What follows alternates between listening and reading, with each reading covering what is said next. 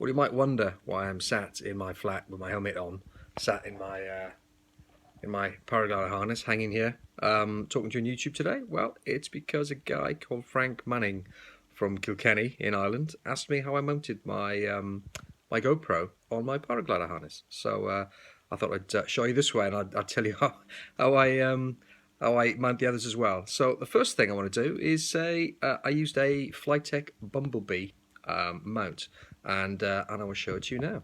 So that's the mount. You can see it wraps around with Velcro quite securely around both the top and the bottom of the carabiner.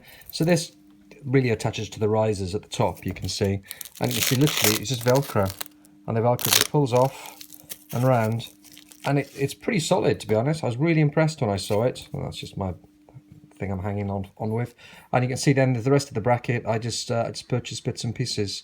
So I've got my GoPro hanging up there, and I always stick this. I tend to stick this on the left hand side because in the Southern Club we tend to fly right hand 360s, and it gets a better view. What I like about it is you can angle it off. You can angle the whole thing off, and you can forget about it. So you can fly, and I find it's a lot safer not faffing around after launch until I'm in the air and safe and sound.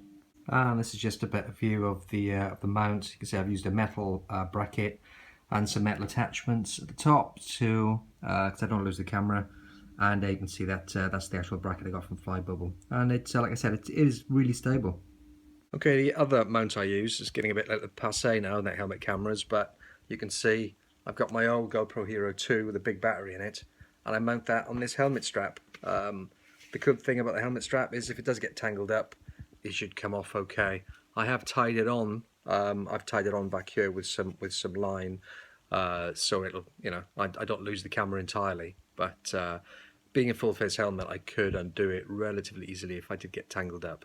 But the thing I like about this is I literally turn it on. It lasts about 2 hours, maybe 3 hours at a push, with a big memory card in it, and I can just forget about it. And I find that works best, to be honest.